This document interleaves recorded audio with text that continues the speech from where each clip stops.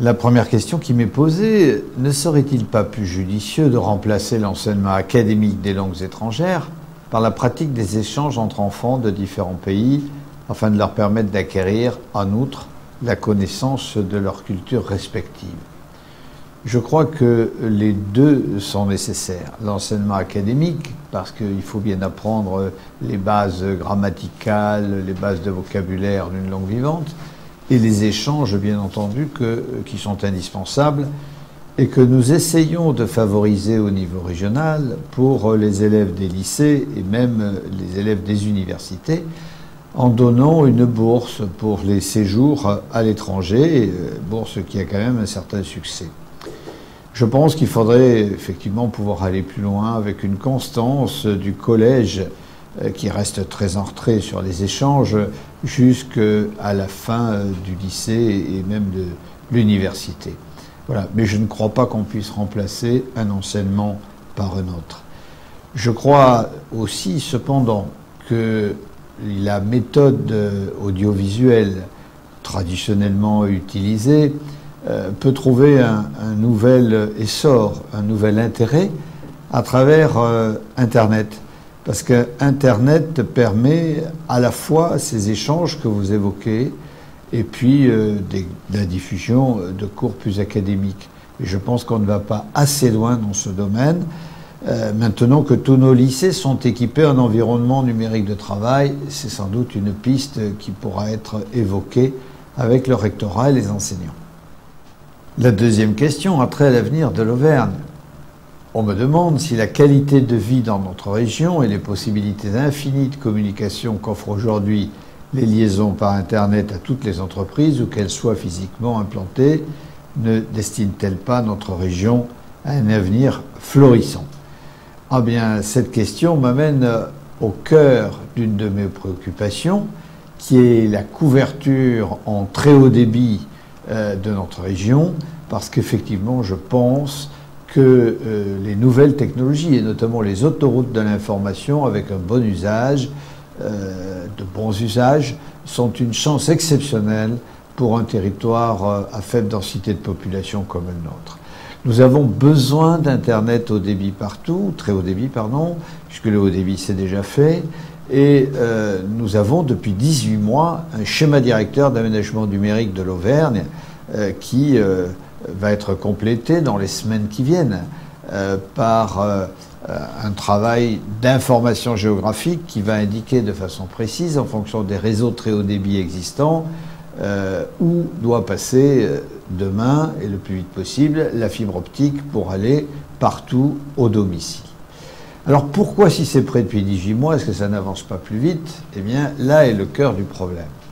C'est-à-dire que le gouvernement a annoncé avec, comme d'habitude, beaucoup d'esbroufs, cette idée qu'il y avait un grand emprunt, 4 milliards d'euros pour le numérique, sauf que les 4 milliards d'euros pour le numérique ne sont toujours pas mis en œuvre, et que la plus grande partie de ces 4 milliards va aller aux opérateurs privés dans les zones à densité de population significative, et que le problème des zones rurales reste entier, c'est-à-dire sans financement ou sans financement significatif en tout cas.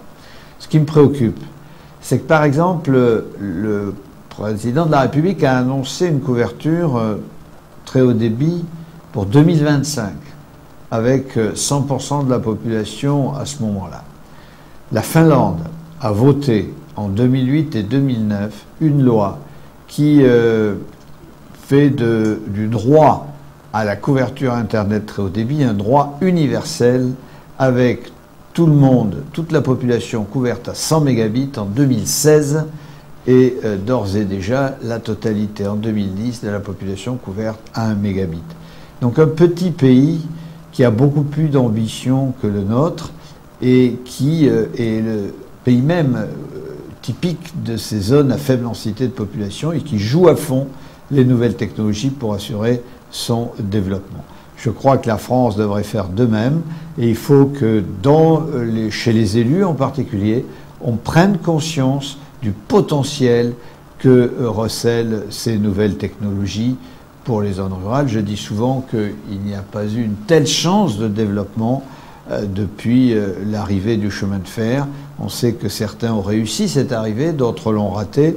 L'avantage du très haut débit, c'est qu'on doit pouvoir l'amener partout. À partir de là, on peut développer des multitudes d'usages dont beaucoup nous sont encore inconnus et nous travaillons, d'autres aussi, à développer ces usages.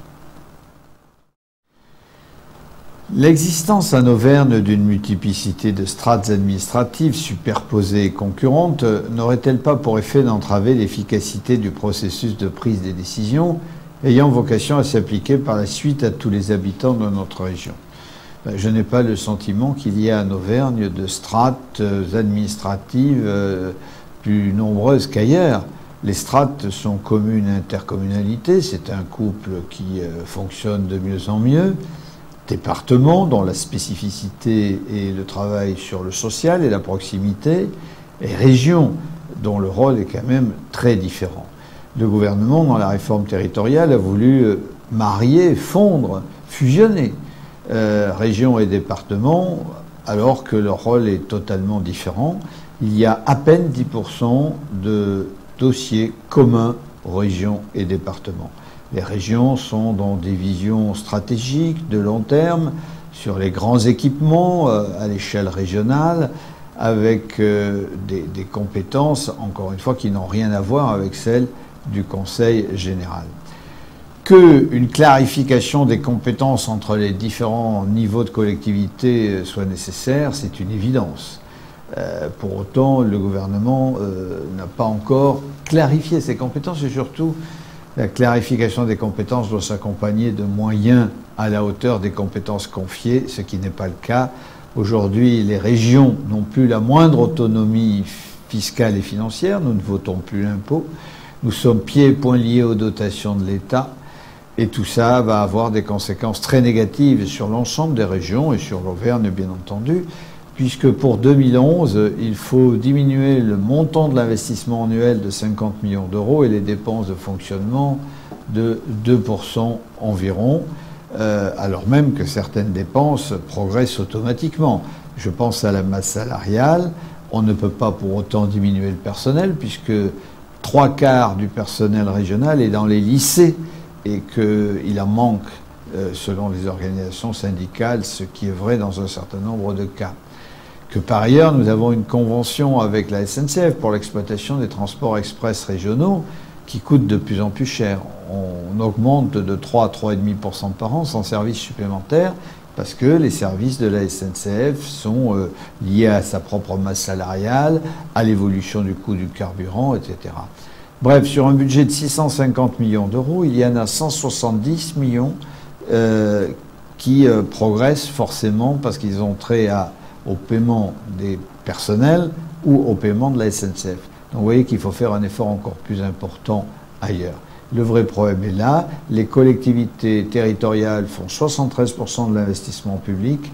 Elles sont obligées par la politique gouvernementale de réduire fortement la voilure, donc leurs interventions. Donc ça a déjà des conséquences importantes sur l'économie et puis sur la vie associative, puisque les associations sportives, les associations culturelles vont être les premières touchées par cette réduction de la dépense.